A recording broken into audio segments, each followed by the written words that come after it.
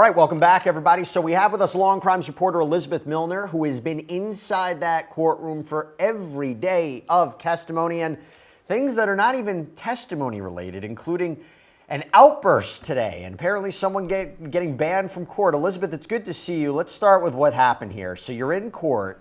What did somebody say? And also, I understand somebody else is now banned from being in that courtroom. Talk to us about it. Yeah, so Jesse, this happened first thing this morning. It was outside of the presence of the jury. We were actually talking, or not we, as far as the press is going, but the arguments were about Mia's testimony and possibly introducing some jail calls. So I was listening, taking notes, and then all of a sudden I'm hearing screaming going on. And it's from a woman who we've been kind of noticing has been causing a couple of troubles here and there, just as far as court goes. She was removed from the overflow room during jury selection, and she was removed from the main courtroom today during these arguments. And so I'm writing down my notes, I'm jotting everything down, but even just the backstory of this particular woman, we in the press have been referring to her as the MTA lady. It's not necessarily confirmed whether or not she actually works for MTA, but she always kind of comes in with an MTA jacket, and that's how we kind of have remembered her. So I'm just going to give you guys the low that we had kind of had bets with amongst us in the press just about how long it would take before something like this were to happen again, because we were thinking that she would cause trouble just right off the bat. And then lo and behold, it didn't take very long for her to kind of stir up some trouble and for the marshals to escort her out. So from what I heard, it was just cussing, it was yelling, mainly from her. And then I saw just 4 marshals just try to grab her. She was saying things along the lines of, oh, use your gun against me, that type of thing. And she was threatened, I believe, with the taser, but that didn't happen. We didn't see any of that. And so from our understanding is after this incident, after kind of the marshals escorted her outside of the courtroom, as far as what was going on inside for the judge, he went back to business as usual. But from my understanding, she was just kind of dismissed from the courthouse altogether, and likely won't be able to come back in, and likely won't be able to come back in the courtroom too.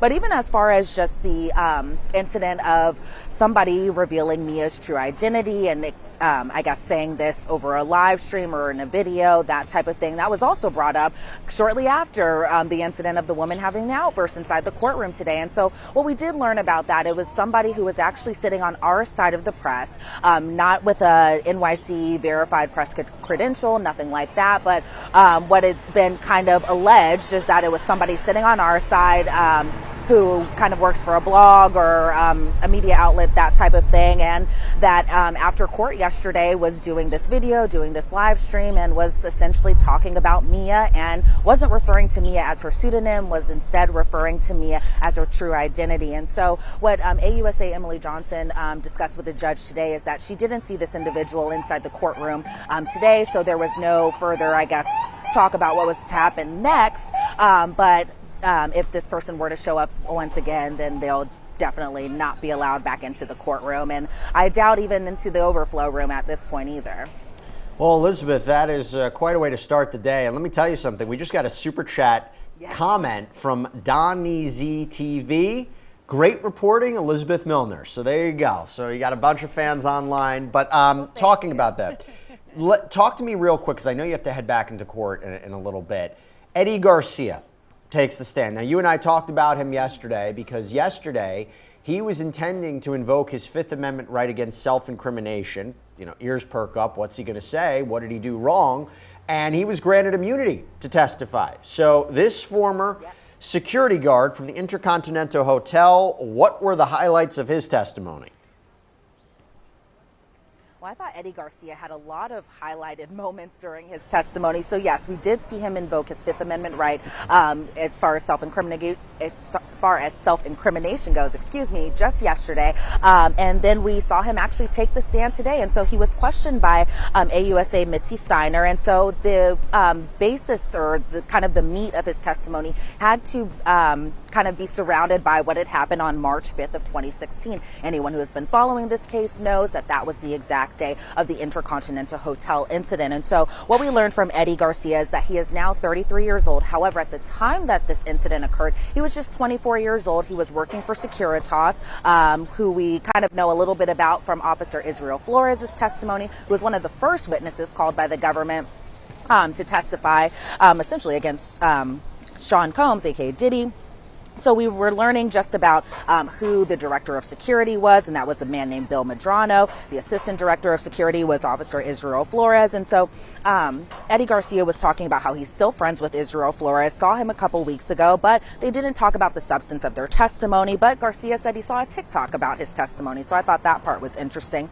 So we see an exhibit photo of the employee sign-in sheet, where you see on the day of this incident that we see Eddie had worked from 2 p.m. till 1:30 in the morning. And so we saw some extra overtime because he normally gets off at 10 p.m. But instead on that day, he got off at 1:30 in the morning. And so he was saying after this incident occurred that we know from Officer Israel Flores' testimony that Diddy was kind of trying to buy his way out of this, trying to say like, hey, I got some money, can you make this go away? But then from Eddie Garcia's perspective, he said he got a phone call from somebody, and it wasn't necessarily Diddy at first, but we heard from him today that Christina Courtroom had called him, and he said he was even kind of nervous and a little apprehensive about how Christina Courtroom got not only his work number, but his personal cell phone number too.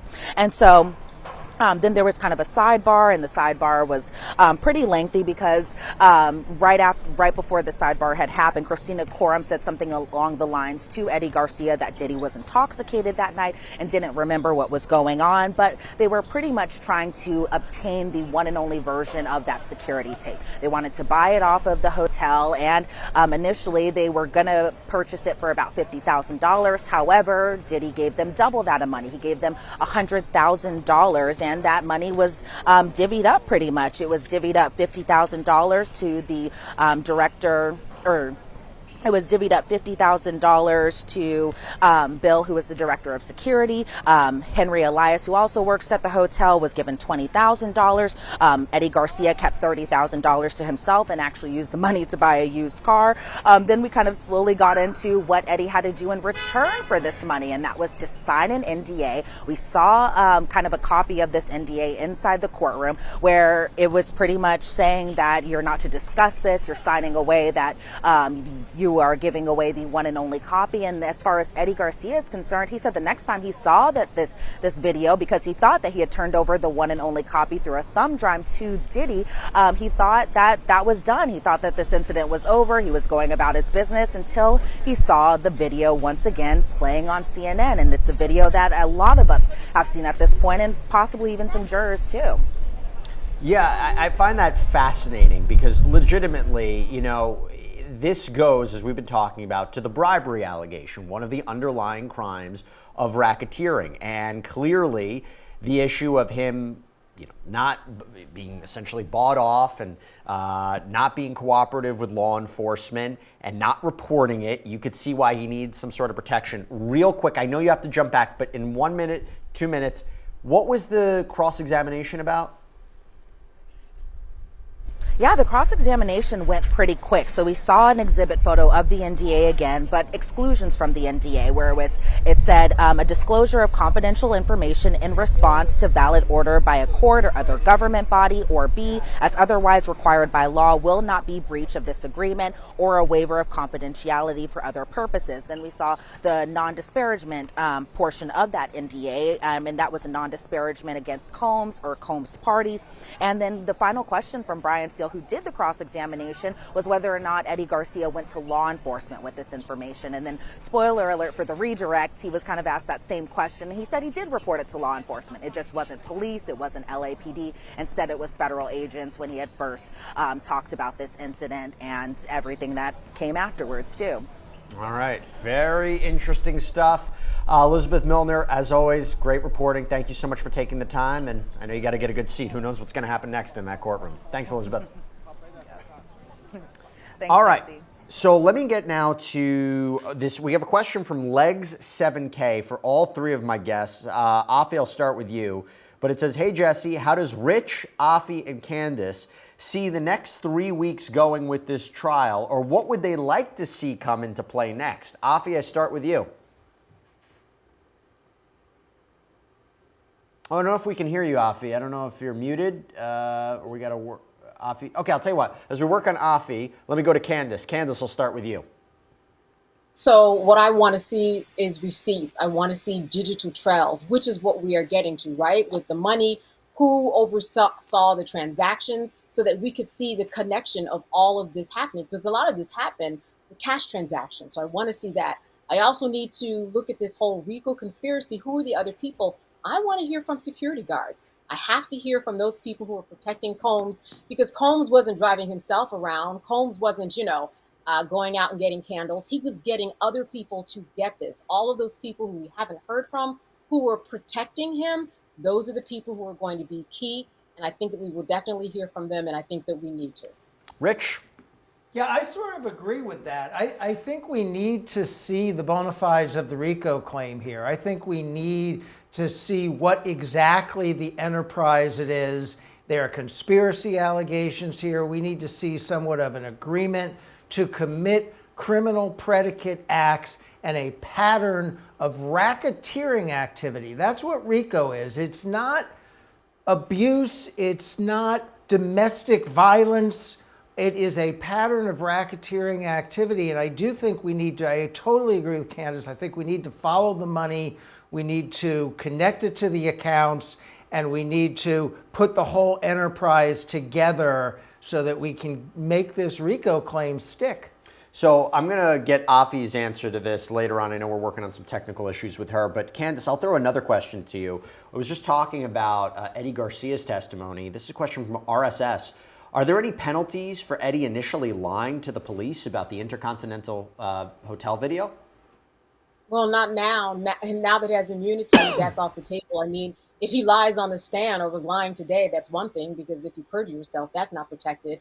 But he came in yesterday. He signed what he needed to do in order to be protected for today. And because it was a subpoena, he said he didn't want to be here, obviously, but he came full throttle, but he's safe so far. Candace, let me throw another question to you. This is from Rel. Can you bribe someone who's not a law enforcement officer? Well, sure. Sure, you can bribe someone that's not a law. You can really bribe anyone, especially if the goal is to suppress evidence, if the goal is to obstruct justice, if the goal is to hide something illegal that you were trying to do, and that's what the financial transaction was for, that in the name of the law would be illegal, certainly that bribery would stick like anybody else. So again, we're taking your questions in right now. We're also waiting for court to start. We will give you real-time updates and a real-time breakdown for the next hour or so because we don't need to miss any moment of this trial. Rich, I'll go to you. We got a question from Fragility G4. If Diddy is acquitted, does double jeopardy apply only to federal charges, or can a state press similar charges? So a state could press theoretically different charges. You don't usually see a state prosecuting RICO charges anyway, since that's a federal statute. But remember, there are issues because a lot of the things we're talking about are a long time ago and out of the statute of limitations. So I don't really know. I'd have to sort all through it to see if a state could still make some hay here if he's acquitted. And the argument against the prosecution is because there are statute of limitations issues, they have taken these allegations, and again, this is the argument for the defense or people in Sean Combs' camp, they've manufactured it, they've transformed it into a complicated federal case. There are those, even though we're talking about it, who say, I still don't see racketeering, I still don't see sex trafficking, it feels like a reach, I don't think they've reached those elements, but this is why you can bring similar conduct that may have had an overlap with state charges, right? I mean, the 2016 attack, theoretically, he could have been charged at the state level for that, but it was too old. Obviously, now we know there's issues of where the video was. But at the same time, it could be an element, it could be evidence of racketeering or evidence of sex trafficking. So you see that overlap there. Okay. Candace, we've got a question from Christina Lester. Why is arson such a specific predicate of RICO? If he'd just taken a baseball bat or golf club to Kid Cudi's car, would it not qualify for RICO? Well, listen, there are 35 predicate crimes that you need for RICO. It has to be on that list. This is what the law was determined to be in 1970, albeit for mafia. But it happens to be on that list, and that's why arson is specific. It is a very serious crime, right? It's not a misdemeanor on any level. So because it's so serious, and because because it was involved with so many people in terms of when you look at it on a mafia level, it made the list. It just has to be one of these things on the list. And that's why it's important. It has to be on that list. I've got a question here, Rich, from Lisa. This is a great question. KK, so Christina Courtroom. This is Sean Combs' former chief of staff, right? The head of the personal assistants, I would say. This is somebody who I actually dedicated another sidebar to yesterday about her role and how much she's been mentioned. KK has now been implicated at the hotel trying to get the tape and calling the security guard. Is she part of RICO and will have to get immunity? So will she testify? I don't know if she'll testify. That's an interesting question. I don't know if they've offered her immunity to testify, or theoretically, if she hasn't been offered immunity, she might plead the fifth instead of testifying because she would be implicating herself. So I don't actually know what's going to happen, but she's very clearly part of what the prosecutors are painting to be a criminal enterprise. She's the chief of staff. She is, in theory, carrying out his bidding. She's the person who goes out to find this videotape so that he can retrieve it because they know there's very bad evidence out there.